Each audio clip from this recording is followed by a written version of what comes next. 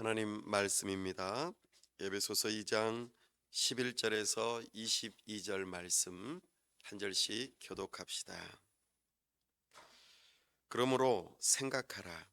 너희는 그때에 육체로는 이방인이요 손으로 육체에 행한 할례를 받은 무리라 칭하는 자들로부터 할례를 받지 않은 무리라 칭함을 받는 자들이라.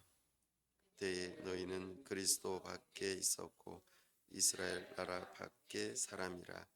약속의 언약들에 대하여는 외인이요 세상에서 소망이 없고 하나님도 없는 자이더니 이제는 전에 멀리 있던 너희가 그리스도 예수 안에서 그리스도의 피로 가까워졌느니라.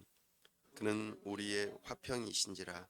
둘로 하나를 만드사 원수된 것 곧 중간에 막힌 담을 자기 육체로 허시고 법조문으로 된 계명의 율법을 폐하셨으니 이는 이 둘로 자기 안에서 한 새 사람을 지어 화평하게 하시고 또 십자가로 이 둘을 한 몸으로 하나님과 화목하게 하려 하심이라. 원수된 것을 십자가로 소멸하시고 또 오셔서 먼 데 있는 너희에게 평안을 전하시고 가까운 데 있는 자들에게 평안을 전하셨으니 이는 그로 말미암아 우리 둘이 한 성령 안에서 아버지께 나아감을 얻게 하려 하심이라. 그러므로 이제부터 너희는 외인도 아니요 나그네도 아니요 오직 성도들과 동일한 시민이요 하나님의 권속이라. 너희는 사도들과 선지자들의 터 위에 세우심을 입은 자라. 그리스도 예수께서 친히 모퉁이 돌이 되셨느니라. 그의 안에서 건물마다 서로 연결하여 주 안에서 성전이 되어가고 너희도 성령 안에서 하나님이 거하실 처소가 되기 위하여 그리스도 예수 안에서 함께 지어져 가느니라. 아멘. 다 함께 기도하겠습니다. 하나님 아버지, 은혜와 사랑을 감사합니다. 복되고 거룩한 주일 하나님 앞에 나아왔습니다. 이 시간 우리와 함께하여 주옵소서. 성령 하나님, 하나님 아버지의 영광을 보게 하시고 하나님의 말씀을 들을 수 있도록 우리의 눈과 귀를 열어 주옵소서. 그리하여 우리가 하나님을 진심으로 사랑하고 뜨겁게 사랑하며 우리의 손과 발을 들여 우리 하나님 앞에 겸손하게 드리고 참으로 우리 하나님의 영광을 드러내는 우리의 삶이 되게 하여 주시옵소서. 지난 추석 명절 우리가 안전하게 잘 지내다가 이렇게 반갑게 다시 만날 수 있도록 은혜 주심을 감사합니다. 우리의 가족들을 지켜보호하시고 함께 인도하심을 감사합니다. 우리 하나님께서 은혜 베풀어 주셔서 우리의 가정마다 우리 예수님을 믿는 믿음으로 하나 되게 하시고 참으로 든든하게 서서 우리 교회에 또 귀한 기초가 될 수 있도록 우리 가정마다 복을 허락하여 주시옵소서. 특별히 영육간에 강건케 하시되 병환 중에 있는 자들에게 치료를 허락하시고 우리 하나님께서 건강한 몸으로 주님을 섬길 수 있도록 은혜 베풀어 주시옵소서. 하나님 아버지, 이 지역사회 가운데 참목자 교회를 세우심을 감사합니다. 이 지역사회를 더욱더 알아가고 품을 수 있게 도와주시고 이 지역사회 가운데에서 우리가 무엇을 해야 할지 가르쳐 주시고 영혼을 구원하고 또 이 지역사회가 잘 되는 일에 우리가 쓰임받을 수 있도록 은혜 베풀어 주시옵소서. 주님의 몸된 교회를 통하여 하나님의 나라를 이루어가고자 힘쓰고 애쓰며 하나 되는 참으로 천국을 맛보는 이 교회가 될 수 있도록 은혜 베풀어 주시옵소서. 하나님 아버지, 저기 멀리 항저우에서 나라를 위하여 힘쓰고 애쓰는 우리나라 대표 선수단을 붙들어 주시고 영육간에 강건케 하시고 참으로 저들을 통하여 우리나라의 위상이 더욱더 높아지게 하여 주시고 또한 세우신 위정자들이 하나님을 경외하는 마음으로 법을 세우고 집행하고 잘 다스림으로 이 나라가 든든하게 세워질 수 있도록 은혜 베풀어 주시옵소서. 우리 하나님께서 이 시간 은혜 주시고 힘 주시고 또 회복의 은혜와 참으로 우리가 누구인지를 더욱더 분명히 알 수 있도록 은혜를 더하여 주시옵소서. 우리 주 예수 그리스도 이름으로 기도하옵나이다. 아멘.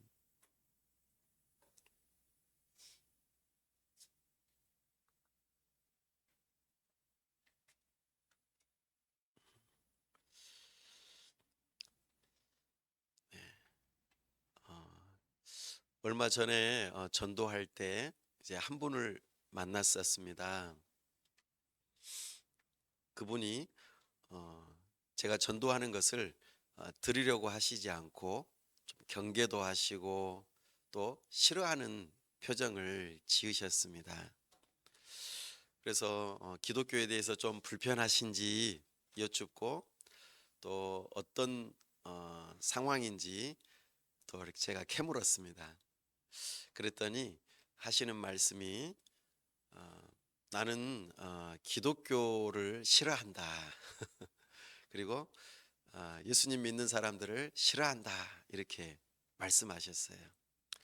왜 그러신가요? 했더니 어, 기독교에서는 사랑을 가르치는데 왜 예수님의 이름으로 또 그 사랑을 가르치는 기독교의 이름으로 불의를 행하고 또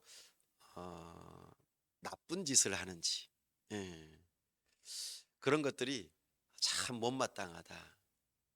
그리고 사람들을 학대하기도 하고 또 뭐 정복하기도 하고 그런 일들이 역사 가운데 있고 최근에도 그런 일들이 많이 있다. 그래서 나는 참 싫다. 이제 이렇게 말씀하셨어요. 아유, 그러시냐고. 참 죄송하다고. 그리고 실제로 그렇다고. 예. 그래서 어, 기독교는 사실 사랑을 가르치는데 그러지 못한 삶들이 많이 나타난다고. 그리고 그분이 하나 또 더 못마땅해 하시는 것은 그런 사람들을 왜 하나님은 그냥 내버려 두시느냐라는 거였어요. 하나님이 공의로우시고 또 그렇게 올바르게 올바르신 분이시라면 그런 부분들을 다 해결하셔야지. 왜 그렇지 않느냐, 이런 생각이셨습니다. 여러분들이 그런 분들을 혹시 이제 지금도 만나고 계시는지 모르겠어요. 그런 분들을 만날 때 여러분들은 뭐라고 대답해 주시겠습니까? 좀 난감하죠. 기독교 하면은 좀 긍정적인 면들이 사실 또 많이 있는데 빛이 있으면 또 어둠도 있는지라 어둠의 면을 우리가 부인하지 않고 솔직하게 맞습니다. 그런 일들이 사실 있습니다라고 대답 인정하는 것이 어찌 보면 사람의 마음을 열고 또 공감대를 형성하면서 대화가 이루어지지 않을까 그런 생각이 들어집니다.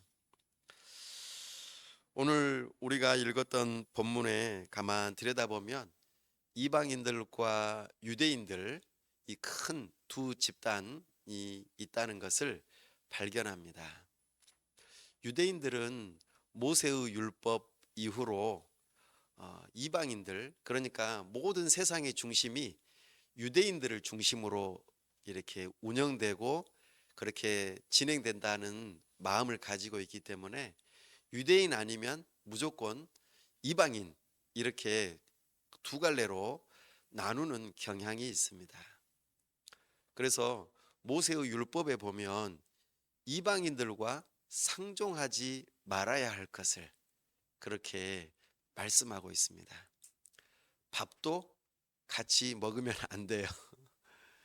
예, 이렇게 모세의 율법에 이렇게 나오다 보니까 이것이 오랜 시간 동안 1000년에서 1500년 시간이 흘러가는 과정 속에서 이게 전통으로 굳어져 있고 그렇게 이게 법으로 정해져 있다 보니까 사람들과의 관계가 매우 어려워진다는 것이죠.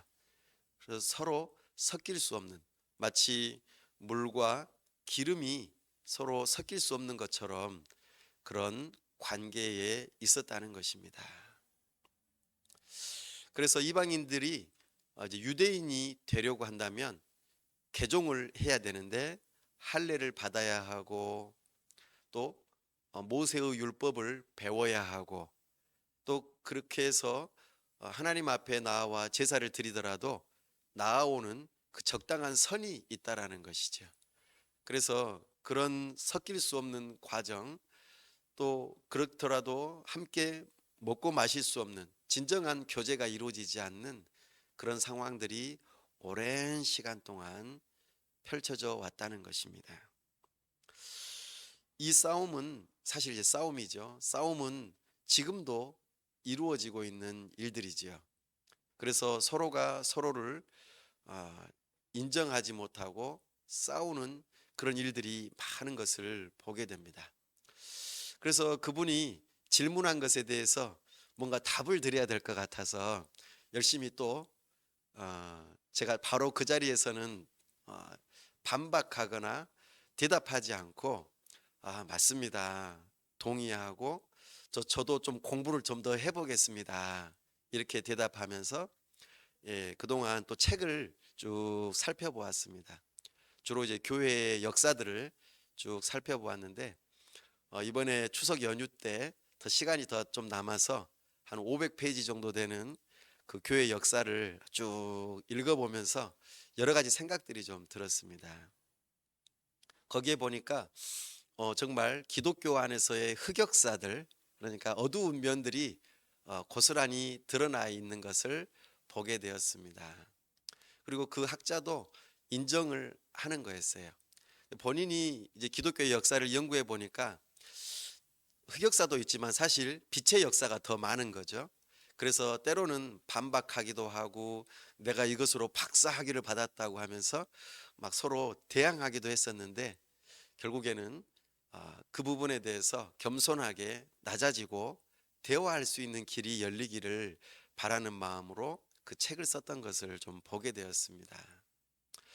우리 예수님께서는 정말 사랑을 말씀하셨지 않습니까?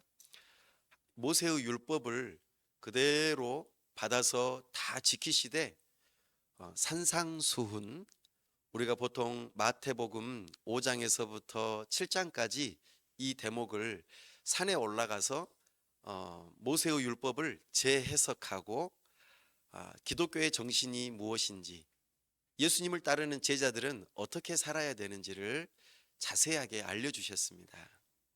거기에 핵심은 무엇입니까? 바로 사랑이죠. 하나님을 사랑하고 이웃을 사랑하는 것.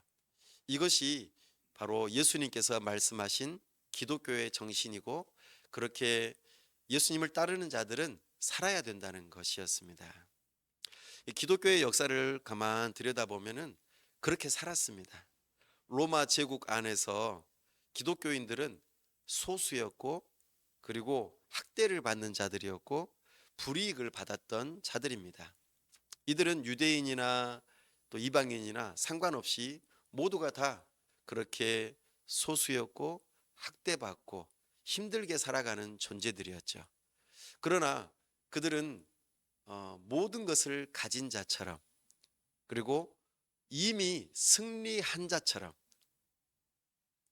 모든 것에 대해서 넉넉한 마음을 가지고 그들이 학대해 오거나 핍박하거나 불이익을 주더라도 그것을 기쁘게 감당하고 그리고 오히려 사랑을 베풀고 당시에 로마 사람들이 어, 전혀 생각하지 못하고 행하지도 못했던 그 일들, 서로 차별하지 않고 동등하게 대하며, 그리고 사람들이 가장 싫어했던, 또 그리고 그냥 내버려 두었던 사람들의 시체, 그러니까 장례 문화 가운데에서 사람들이 그냥 내버려 두는 그런 시체들을 하나하나 다 수습해서 장례를 아주 잘 치러드리는 그런 일들을 수행하고, 그리고 가난하고 어려운 사람들을 자기의 재산을 내어놓아서 돕는 일들, 이런 일들을 하였다는 것이죠. 이것이 기본적으로 박해받고 그리고 힘들게 살아가는 로마의 그리스도인들의 일상이었다는 것을 그 책에서 바라볼 수 있었습니다. 그들은 사람들에 대하여 생각하기를 저들은 하나님의 형상으로 지음받았다. 그러니까 예수님을 믿든 믿지 않든 모두가 다 존귀한 자들이다. 사람은 다 똑같다. 그래서 신분이 높든지 낮든지 많이 가졌든지 덜 가졌든지 상관없이 다 똑같이 하나님의 형상을 가진 자들이기 때문에 동등하게 대우해야 한다. 이런 마음가짐으로 사랑을 실천하였던 것이죠. 그리고 예수 그리스도의 그 말씀을 따라서 하나님을 사랑하고 이웃을 사랑하고자 하는 그 마음을 가졌던 것이죠.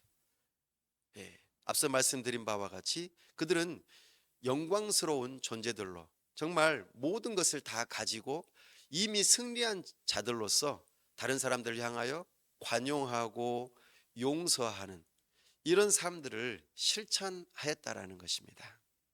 그러나 이 삶이 어느 순간에 조금씩 바뀌어가기 시작했는데, 그때가 언제인고 하니 바로 로마의 이 종교가 기독교로서 국교화되어지고 점점 더 인정되어지면서 기독교가 정치와 경제적인 면에서 부유해지고 어떠한 특정한 위치에 오르게 될 때부터 시작하면서 점점 더 기독교의 모습이 사랑의 모습에서 점점 더 폭력적인 모습으로 바뀌어가는 모습들이 있었다는 것을 발견하면서 그런 역사적인 근거들을 제시하는 모습을 발견하였습니다. 사랑하는 여러분, 오늘 우리는 이런 역사적인 정황들 속에서 그리스도인과 그리스도인이 아닌 사람들, 어떻게 하면 서로가 화평하게 지낼 수 있을까? 이 질문에 대해서 우리는 답을 찾아볼 수 있을 것입니다. 사람은 진정으로 변화될 수 있는 것일까? 이런 질문에 대해서 우리는 답을 좀 찾아볼 수 있기를 바랍니다. 오늘 11절 말씀에 그러므로 생각하라 이렇게 말씀하십니다. 우리는 생각해 보아야 합니다. 우리 2장 1절에서 10절 말씀에서 살펴보았던 것처럼 우리는 어떤 존재였습니까? 허물과 죄로 죽었던 존재들입니다. 정말 하나님의 진노와 저주를 받아 마땅한 존재들이었습니다. 물론 우리는 그 이전에 하나님의 형상을 따라 지음받은 존재들이기 때문에 서로를 귀하게 여겨야 함도 맞습니다. 그러나 아담의 범죄함 이후로 타락하여 우리는 허물과 죄로 죽었던 자들이고, 동등하게 모두가 다 똑같이 하나님 보시기에는 정말 죽어 마땅한, 그리고 하나님의 진노를 받아 마땅한 존재라는 면에서는 동등하다라는 것입니다. 차별이 없습니다. 우리가 그런 존재였는데 우리 주 예수 그리스도로 말미암아 우리가 구원을 받았다. 이것은 유대인이나 헬라인이나 누구든지 상관없이 다 똑같이 동등한 존재로 그렇게 구원을 받아 하나님의 사랑을 받은, 하나님의 은혜를 입은 자들이라고 우리에게 알려주셨습니다. 이것을 생각해봐라. 우리가 어떠한 존재였었는지를 생각하게 합니다. 그러면서 11절, 12절 계속해서 이어져 가면서 하시는 말씀이 우리가 어떤 존재였는지를 몇 가지 중요한 단어들을 들면서 우리는 이런 사람들이었다라고 말합니다. 첫 번째는 육체로는 이방인이었다. 또 할례를 받지 못한 무할례자였다. 그리고 또 그리스도 밖에 있었고 이스라엘 나라 밖의 사람들이었고 언약들에 대해서도 전혀 상관이 없는 사람이었고 소망도 없고 하나님도 없는 무신론자에 가까운 존재들이었다고 우리에게 말씀하십니다. 우리의 비참한 모습을 그렇게 표현하고 있습니다. 사실 아브라함을 통하여서 그들이 하나님을 먼저 알게 되었고 그 하나님이 어떤 분이신지를 배우면서 하나님을 이렇게 섬겨야 되는구나. 하나님의 자녀들은 하나님의 백성들은 이렇게 살아야 되는구나 라고 이미 유대인들은 배웠습니다. 그래서 그렇게 살 수 있었지만 이방인들은 전혀 이것과는 상관이 없이 그렇게 살았던 것이죠. 그래서 우리는 유대인들로부터는 무할례자다. 원래 이제 할례라고 하는 것이 구별되었다라는 의미지 않습니까? 그래서 특별하게 택함을 받았고 죄로부터 탁 배임을 받아서 우리의 육체의 표피가 잘라지는 것처럼 그렇게 죄로부터 분리되어진 구원받은 하나님의 백성이다라고 하는 의미가 담겨 있는 이 예식에서 멀어진 존재들이라는 것이죠. 그리고 그리스도 밖에 있었던 자들로서 평강의 왕이신 예수님을 알지도 못하고 그냥 그렇게 태어나서 의미 없이 먹고 살기 위해 살다가 죽었던 그런 존재들이었다고 말하고 있습니다. 그래서 이스라엘 나라 밖의 사람으로서 참으로 하나님의 백성에게 주어진 그 놀라운 특권, 하나님의 백성에게 주어지는 그 구원의 은혜가 전혀 없는 그 놀라운 특권들을 알지도 못하고 그냥 살아갔던 존재들이었다고 말하고 있습니다. 또한 언약에 대해서도 외인이었다고 말합니다. 물론 우리는 아담 언약과 노아 언약에 의해서 우리는 일반적인 은혜들을 입고 사는 것은 분명합니다. 우리가 잘 아는 것처럼 노아 언약은 일반 은혜 언약입니다. 먹고 자고 또 봄, 여름, 가을, 겨울 모든 계절들을 다 누리고 일상적인 삶들을 살아가고 모든 우주의 만물의 여러 가지 이치들을 깨닫고 그것들을 활용하면서 살라고 하셨던 그 노아 언약을 우리는 깨닫고 그것을 통해서 살아가는 존재들입니다.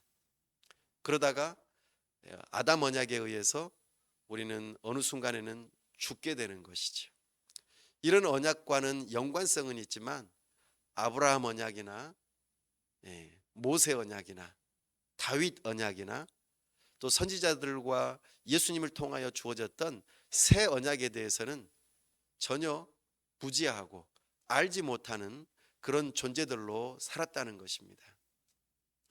나중에 언약에 대해서 좀 더 자세히 살펴보면은 이것이 우리에게 큰 의미가 있다는 것을 좀 더 발견할 수 있을 텐데요. 이런 언약들과는 전혀 상관없이 살았던 존재들이 우리라고 가르쳐 주고 있습니다. 나아가 소망도 하나님도 없는 존재라고 우리에게 말씀하십니다. 소망이 없다. 하나님이 없다. 이런 사람들의 삶은 어떤 삶입니까?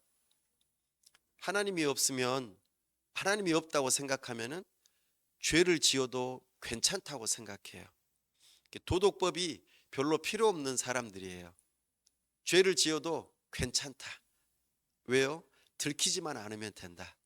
이렇게 살아가는 사람들이기 때문에 나중에 법에 의해서 심판되어진다, 재판받는다, 그로 인하여서 형벌을 받는다, 이런 생각이 전혀 없기 때문에 하나님이 없다고 생각하는 무신론자들은 마음대로 살아가는 것입니다.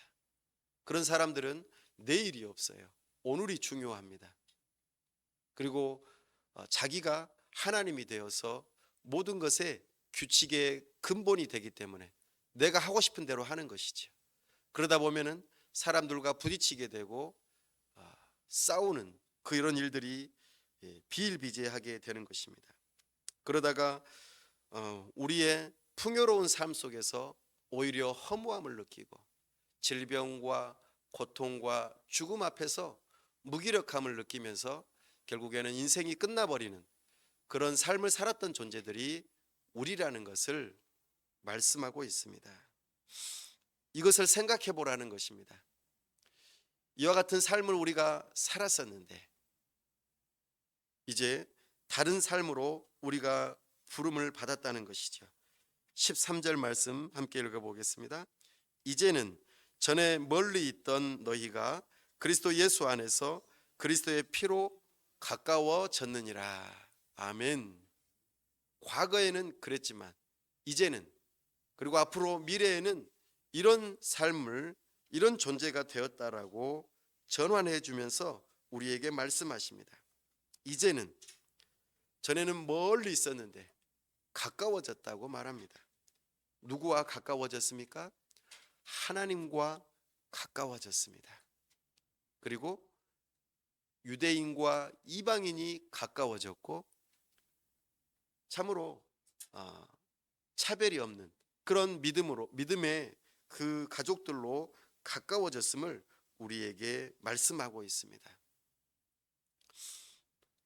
누가 이런 일을 하게 하셨다고 말합니까? 바로 그리스도 예수 안에서 우리가 예수님을 통해서 우리가 가까워졌다고 말씀합니다. 특별히 어떤 방법으로 가까워졌다고 말합니까? 예수 그리스도의 피로. 예수님의 피는 바로 우리의 죄를 씻으시는, 우리의 죄값을 치르시는 그 일로 우리가 하나님과 또 이웃과 가까워지는 계기가 되었다고 말씀하십니다.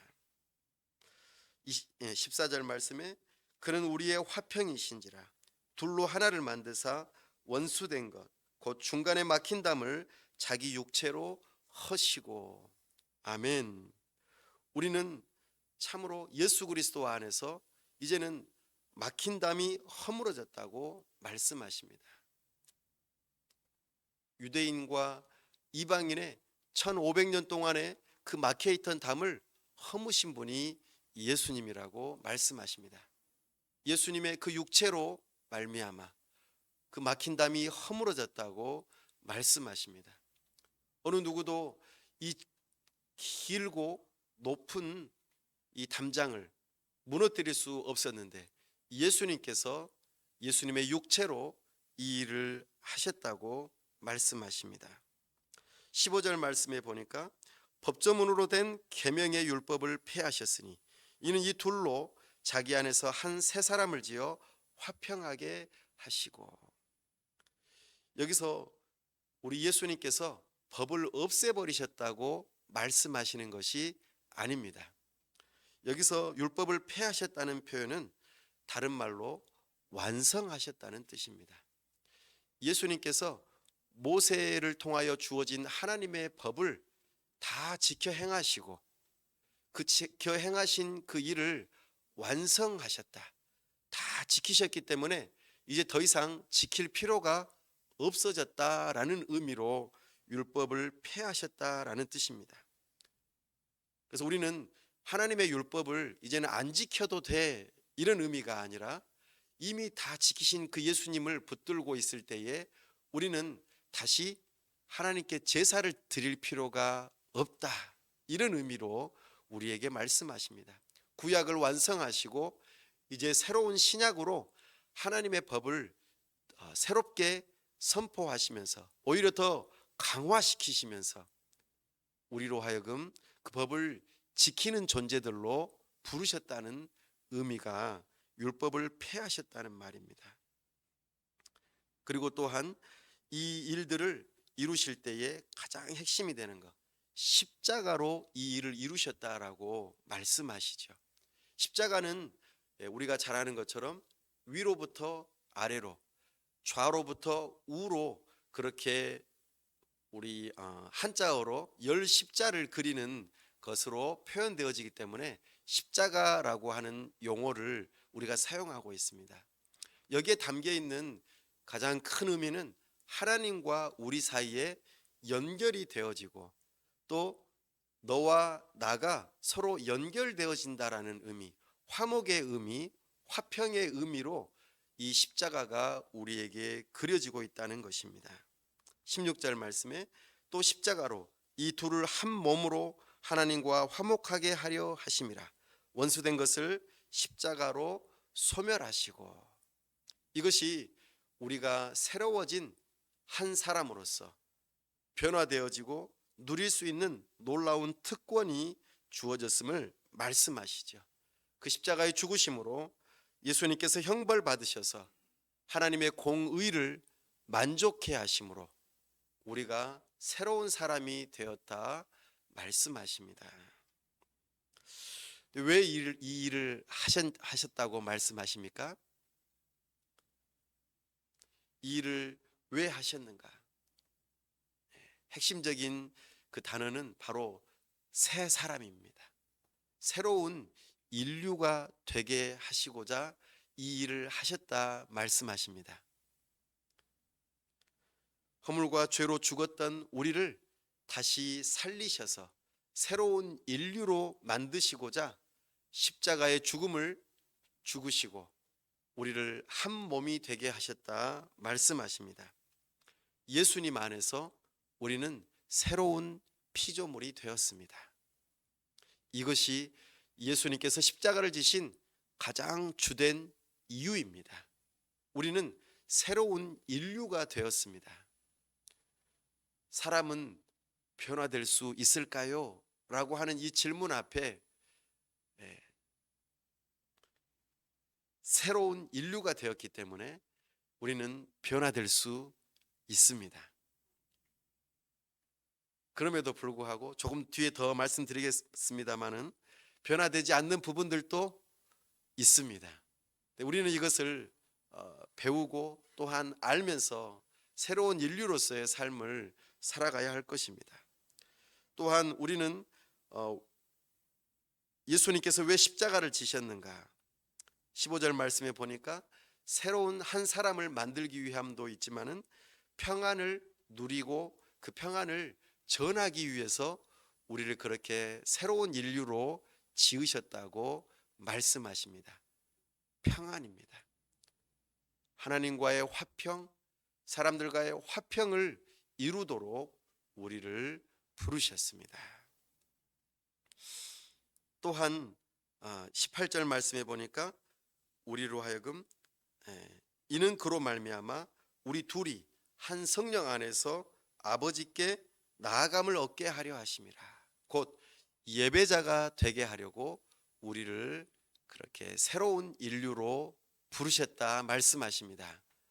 사랑하는 여러분, 우리가 새로운 인류로 부름받은 중요한 목적은 평안을 위함이고 그리고 그 평안을 누군가에게 전하기 위함이고 나아가 하나님을 향하여 나아가는 예배자로 부르셨다는 것을 우리는 알아야 할 것입니다.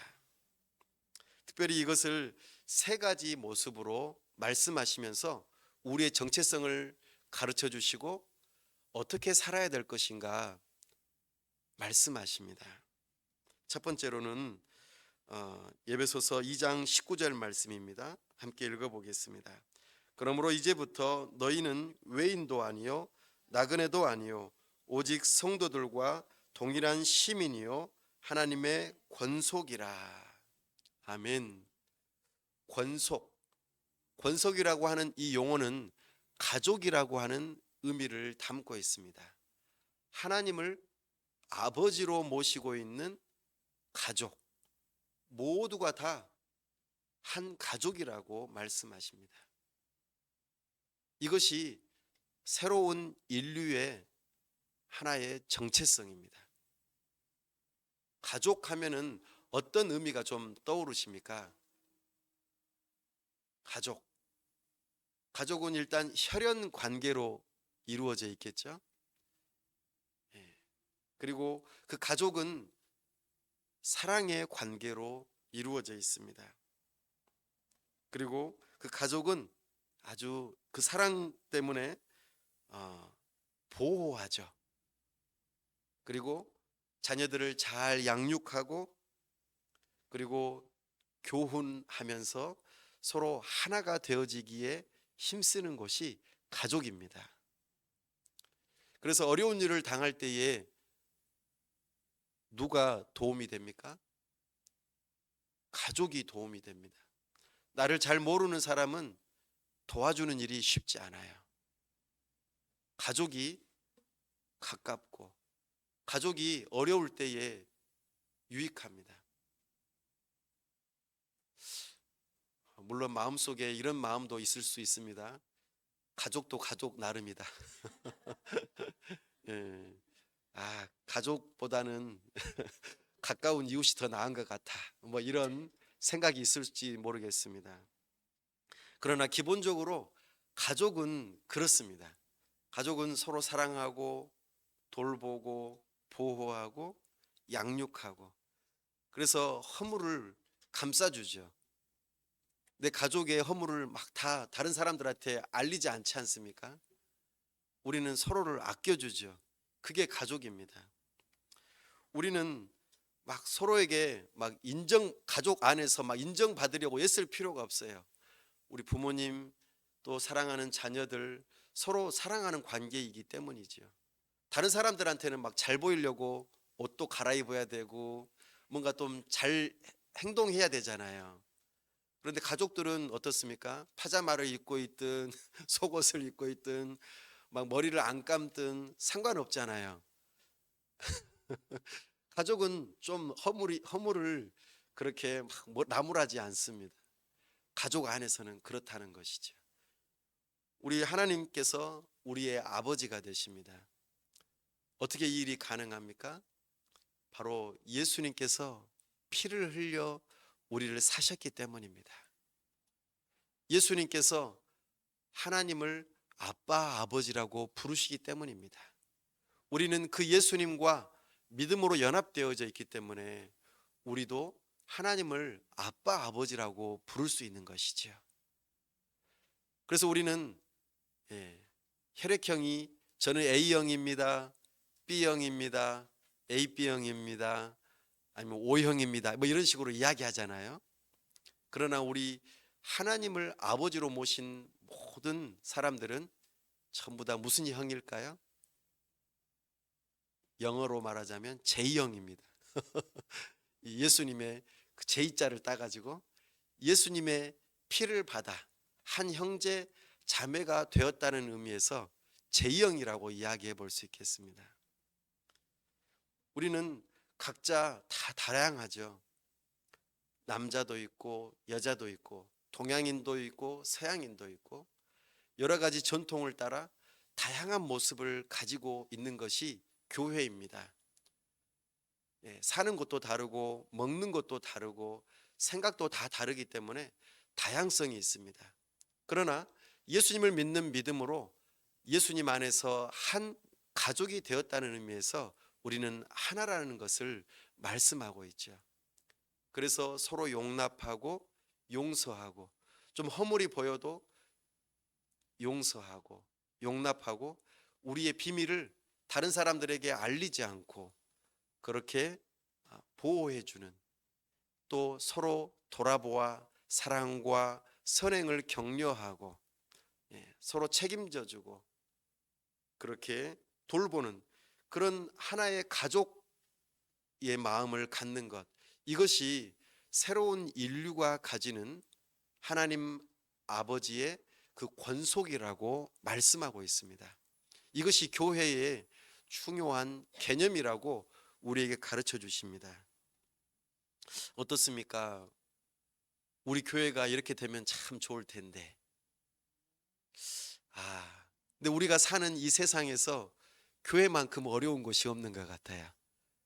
하나님의 권속이라고 말은 하지만 허물을 용납해 주지 못하는 것 같아요. 예. 우리의 함께 지켜줘야 할 비밀을 다 이야기해 버리는 바람에 상처받고 서로 돌아보고 책임져 주는 관계가 되어야 되는데 그렇지 못하는 것 같아요. 그러나 우리 주님께서는 이런 아름다운 곡조로 우리에게 교회는 이런 거야. 하나님의 권속이야. 라고 알려주십니다. 사랑하는 여러분, 멋진 곡을 쓴 작곡가가 문제일까요? 작곡가의 그 곡대로 연주를 못한 사람이 문제일까요? 우리 하나님께서는 하나님의 권속으로 우리를 살아가라고, 새로운 인류로 그렇게 살아가라고 멋진 곡을 써주셨어요. 그러면 우리는 그 곡조대로 연주를 하면서 살아가야 합니다. 그렇게 초대교회 성도들은 살아갔다라는 거예요. 우리는 비록 이 땅에서 박해를 받고 고난을 받고 소수자로서 불이익을 당했지만 나는 예수 그리스도 안에서 모든 것을 소유한 자요 영원한 승리자이기 때문에 괜찮아. 지금 여기서 고난을 받아도 괜찮아. 죽임을 당해도 괜찮아. 나는 영원한 승리자야. 그래서 나의 가진 재산을 우리의 믿음의 가족들에게 나눌 수 있었고 사람들이 돌보지 않는 그 유기되어진 시체들을 다 수습해서 공손하게 정성을 다해서 그들의 장례를 치루어 줬고 가난한 자들을 향하여 나누고 그리고 종이든 고위층 관리자이든 모두가 다 동등하게 대우하면서 그렇게 서로 사랑하는 관계였다는 것입니다. 이것이 우리 예수님께서 지으신 그 사랑의 공동체의 아름다운 곡조를 지으신 것대로 연주하는 삶을 살았던 존재들이 우리 초대교회의 모습이었다는 것이죠. 오늘날 우리를 향해서 이것을 요구하시는 거예요. 하나님의 권속으로서. 참으로 초대교회의 성도들과 오늘날의 우리 모습들이 아주 비슷한 것 같아요. 로마 시대는 만신전이 있었습니다. 다양한 신들을 섬겼어요. 다양성이 너무나도 많았습니다. 다양한 민족들이 서로 어울려 살았고 다양한 신들을 섬겼던 곳이 바로 그곳입니다. 또한 팬데믹으로 많은 전염병으로 인해서 많이 힘들어하는 때가 바로 그때였습니다. 오늘날 우리가 살아가는 이 시대도 포스트 모던 시대라고 해서 다양성을 추구하는 시대입니다. 그리고 우리는 이미 팬데믹을 경험하였고 또 정말 자기의 자유를 존중해달라고 아우성치는 시대에 우리는 살고 있습니다. 이럴 때일수록 우리는 그 예수 그리스도의 아름다운 곡조, 사랑의 곡조로 지으신 이 하나님의 권속이라고 하는 교회의 정체성을 요구하는 시대에 우리가 살고 있다고 볼 수 있을 것입니다. 하나님의 이 부르심 앞에 하나님의 그 권속으로서의 삶을 살아갈 수 있기를 바랍니다. 또 하나는 20절 말씀입니다. 너희는 사도들과 선지자들의 터 위에 세우심을 입은 자라 그리스도 예수께서 친히 모퉁이 돌이 되셨느니라. 아멘. 여기서 중요한 핵심적인 단어가 터와 모퉁이 돌이라고 하는 것입니다. 이거를 좀 한 단어로 말해보자면 교회는 복음 공동체입니다.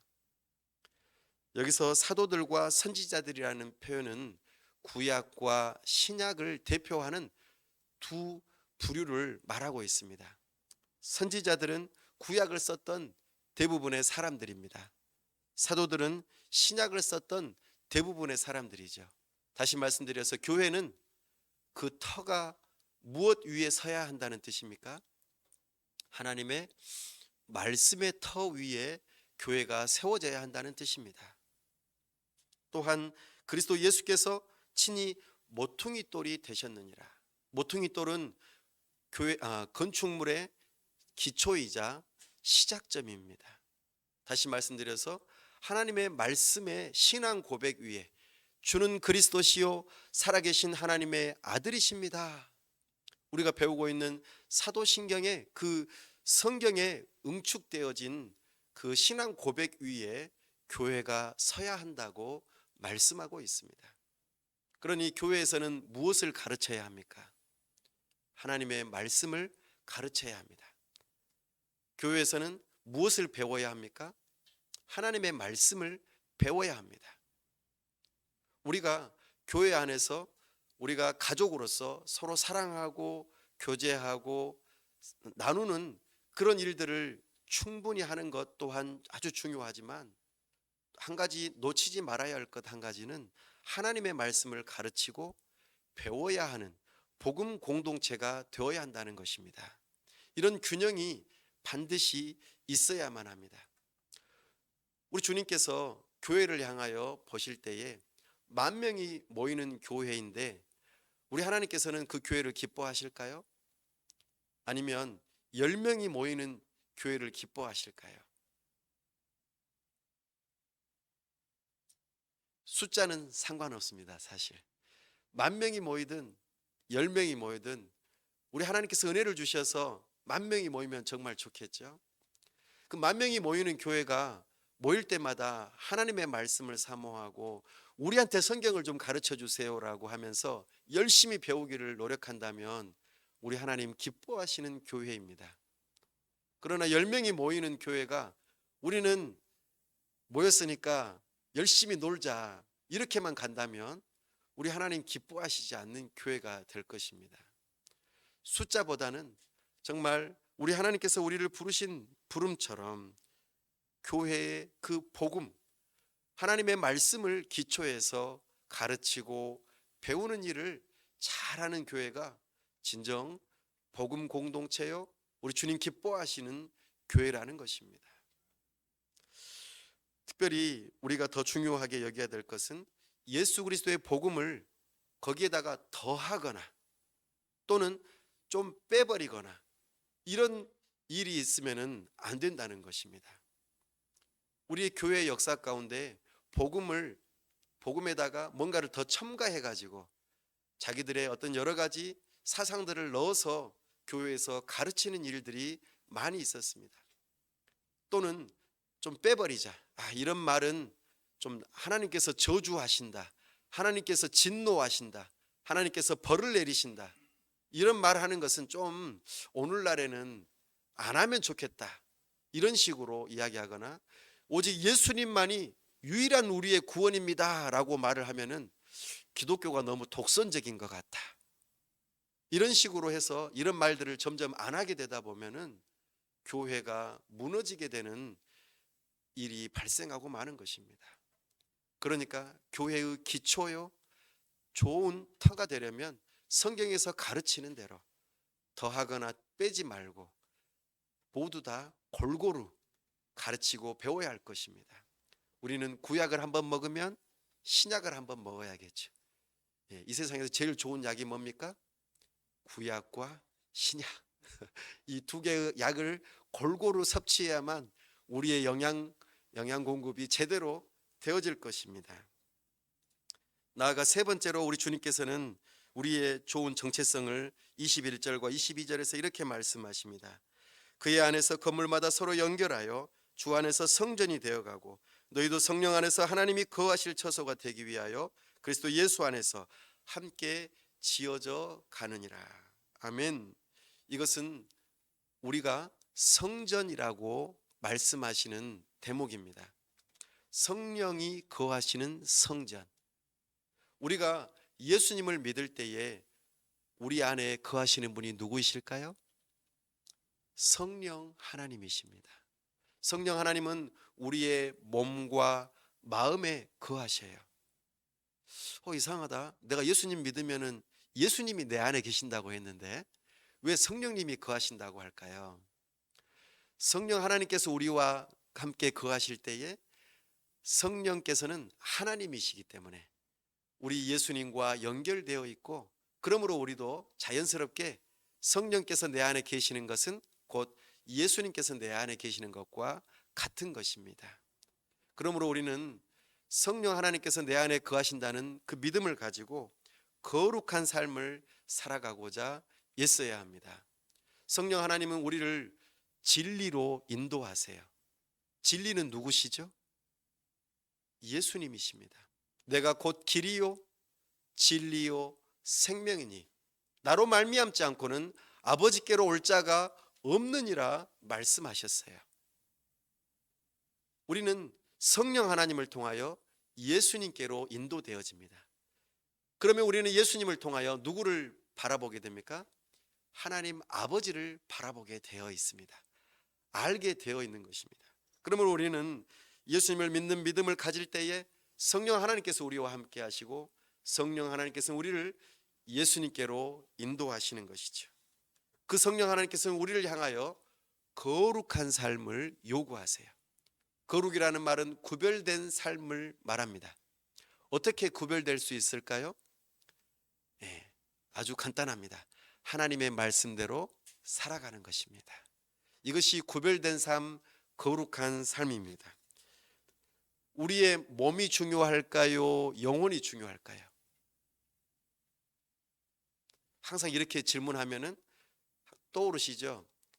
아버지를 더 사랑해, 어머니를 더 사랑해? 우리는 뭐라고 대답해야 합니까? 지혜롭게 대답해야 되죠? 둘 다 사랑해라고 말을 하지 않습니까? 맞습니다. 우리의 몸도 중요하고 우리의 영혼도 둘 다 중요합니다. 성령 하나님께서는 우리 몸을 함부로 하지 말라고 하십니다. 우리의 영혼도 마찬가지입니다. 둘 다 중요합니다. 성령 하나님께서는 우리의 몸과 영혼 안에 함께 계세요. 우리의 몸과 영혼은 뗄 수 없습니다. 우리 몸이 아프면 우리의 영혼이 어떻게 됩니까? 힘들어요. 우리의 영혼이 아프면 어떻게 됩니까? 우리의 몸도 자연스럽게 영향을 받습니다. 그러므로 우리는 성령 하나님께서 우리 몸과 영혼에 거하신다는 그 믿음을 가지고 하나님의 말씀을 따라 겸손하게 살아가는 것, 이것이 성전된 자의 거룩한 삶입니다. 이 일을 위하여 우리를 부르셨어요. 사랑하는 여러분, 오늘 성령 하나님께서 우리와 함께 하심으로 성전 삼으신다는 그 말씀을 기억합시다. 이것이 새 인류의 세 번째 모습입니다. 사랑하는 여러분, 삼위 하나님께서 오늘 우리를 새로운 인류로 부르고 계신다는 것을 기억하십시오. 성부 하나님께서 우리를 자녀 삼으셔서 우리를 하나님의 권속으로 우리를 부르셨습니다. 성부 하나님, 하나님 아버지라고 부르는 자들은 다 형제 자매입니다. 그렇지 않습니까? 또 우리 예수님, 우리 성자 예수님께서 우리의 복음이 되셔서 우리에게 말씀으로 진리로 다가오시고 교회 안에서 하나님의 말씀을 가르치고 배우는 공동체로 우리를 부르셨습니다. 진리를 깨닫게 하셨죠. 또한 성령 하나님께서 우리에게 오셔서 우리의 죽었던 영혼을 새롭게 태어나게 하시고 하나님의 말씀으로 우리의 몸과 영혼을 거룩하게 하심으로 참으로 성전되게 하심을 오늘 말씀하고 있습니다. 성부와 성자와 성령 하나님, 삼위로 계신 하나님께서 우리를 새로운 인류로 부르고 계십니다. 그렇게 우리를 바꾸어 가신다 말씀하십니다. 사랑하는 여러분, 사람은 변할 수 있을까요? 제가 이런 이야기를 들었습니다. 이번 주간에 사람은 고쳐 쓰는 것이 아니다. 어떻게 동의하시나요? 사람은 안 바뀌어. 나의 어려운 형편과 마음을 이야기하면은 그게 오히려 나한테 약점이 되어 돌아오더라. 그래서 나는 상처를 입고 다른 사람들과 관계 속에서 힘들어지고 우울해지고 너무 힘들더라. 근데 교회가 더 그렇더라. 사람이 변할 때는 죽기 가까울 때더라. 이런 이야기들을 들었습니다. 저 사람은 하나님도 어쩔 수 없어. 이 이야기에 대해서 여러분들은 어떻게 생각하십니까? 우리는 이런 이야기 앞에 무기력할 수밖에 없을까요? 분명 오늘 말씀에서는 새 사람이 되게 우리를 부르시고 그렇게 바꾸어 가신다고 하시는데, 하나님의 진리는 반만 맞는 걸까요? 사랑하는 여러분, 분명 성령 하나님께서 우리 안에 오실 때에 우리를 새롭게 변화되게 하십니다. 우리의 죽었던 영혼이 살아나게 하십니다. 이것을 믿으시기 바랍니다. 그러나 왜 사람이 잘 안 바뀔까요? 그것은 우리의 육체가 있는 동안에는 우리의 죄성이 완전히 없어지지 않기 때문입니다. 이것이 우리가 알아야 할 것입니다. 그래서 지난 시간에 우리가 배웠던 것처럼 우리의 세 가지 적이 있다고 말씀드렸죠. 첫 번째는 내 안에 있는 내부의 적, 바로 육체가 있는 동안에 있는 죄성이라고 하였습니다. 두 번째는 우리 바깥에 있는 적입니다. 세상의 풍조라고 말씀드렸습니다. 전통과 자유를 중시 여기는 이 큰 두 흐름이 서로 섞이는 가운데에 우리를 혼란하게 하고 우리를 그리스도에게서 멀어져 가게 한다라는 것입니다. 세 번째는 무엇입니까? 눈에 보이지 않는 실체인 바로 사탄이 우리로 하여금 혼란스럽게 하고 교회를 무너뜨리고 우리가 변화되는 일에 있어서 저해하는 역할을 한다고 하였습니다. 이 세 가지의 적이 있기 때문에 우리 사람이 쉽게 바뀌어 보이지 않는다는 뜻입니다. 사랑하는 여러분, 그러나 우리에게는 소망이 있습니다. 성령 하나님께서 우리를 거룩한 전으로 삼으시고 우리를 바꾸어 가시겠다고 말씀하십니다. 그 일을 위하여 우리를 나 혼자만 부르시지 않고 교회로 부르신다고 말씀하십니다. 나하고 너하고 다른데 그 다름을 인정하고 서로 다름 가운데에서 그리스도 안에서 하나 되는 그 일들을 만들어 가시겠다고 하십니다. 그 일의 중요한 도구로 하나님의 말씀으로 우리를 새롭게 하신다고 말씀하십니다. 그리고 우리를 고쳐 쓰시겠다고 말씀하십니다. 그러려면 우리는 하나님 앞에 우리 자신을 내어놓아야 합니다. 내 자신을 주장하지 않아야 합니다. 예수 그리스도 안에서 내가 죽고 예수님께서 내 삶을 주장하여 살아가는 존재가 되어야 합니다. 이것이 거룩한 삶입니다. 쉽게 바뀌지 않을 수는 있습니다. 그러나 우리 주님께서는 우리를 계속해서 조금씩 바꾸어 가시겠다고 말씀하십니다. 그 일을 위하여 나 혼자만 부르신 것이 아니라 우리 교회 공동체로 부르셨다는 것입니다. 그러니 교회는 우리에게 우리의 신앙을, 우리의 변화를 저해하는 존재가 아니라 우리를 변화시키는 데에 중요한 도구로 우리를 서로 다르게 부르셨다는 것입니다. 그러니 우리는 교회 공동체 안에서 서로의 다름을 인정하면서 하나 되어지기를 힘쓰는 이 일이 있을 수 있기를 바랍니다. 이것이 우리를 부르신 삼위 하나님의 놀라우신 은혜입니다. 하나님의 뜻 앞에 겸손하게 하나님의 권속이요 복음 공동체요 성전으로서의 삶을 살아가실 수 있기를 간절히 바랍니다. 기도하겠습니다.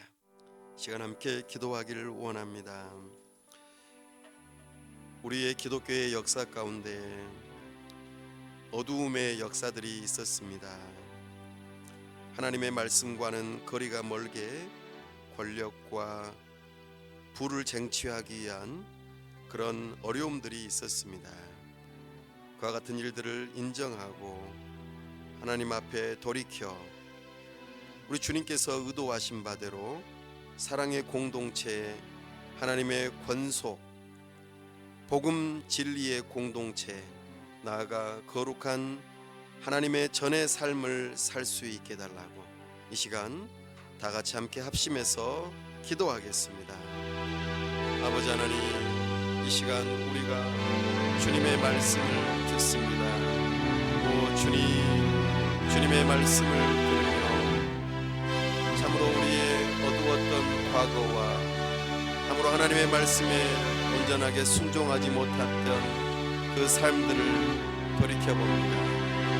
오 주님, 우리는 너무나도 연약하여 분명 우리를 새로운 인류, 새로운 존재로 부르셨사온데 그렇게 살아가지 못했던 모습들이 있음을 인정합니다. 주여 불쌍히 여겨주시고 긍휼을 베풀어 주시며 우리 주님께서 원래 우리를 부르셨던 그 부름의 사명, 주님의 사랑의 공동체, 하나님의 권속으로서의 삶을 살아갈 수 있도록 도와주옵소서. 서로 돌아보아 사랑과 선행을 격려하며 참으로 자신을 내어주고 참으로 아껴주는 공동체가 될 수 있게 하여 주옵소서. 우리가 참으로 주님 안에서 참으로 복음 진리를 사랑하고 사모하며 배우기에 힘쓰고 온전히 가르치기에 힘쓰는 복음 진리의 공동체가 될 수 있도록 도와주시옵소서. 우리가 하나님의 말씀을 따라 순종하며 살아가는 거룩한 삶의 교회 공동체가 될 수 있도록, 거룩한 전의 삶을 살아갈 수 있도록 은혜 베풀어 주옵소서. 우리는 참으로 죄성이 있으므로 세상 풍조에 휩쓸림으로 악한 온수마귀의 영향을 받음으로 우리가 그렇게 넘어질 수 있지만 다시 일어나 주님의 뜻을 따라 거룩하고 겸손하며 서로 사랑의 복음 진리의 공동체가 될 수 있도록 은혜를 허락하여 주시기를 원합니다. 아버지 하나님 도와주시옵소서. 은혜 베풀어 주옵소서. 오 주님 함께하여 주시기를 원합니다. 도와주시옵소서. 우리 주 예수 그리스도 이름으로 기도하옵나이다. 아멘.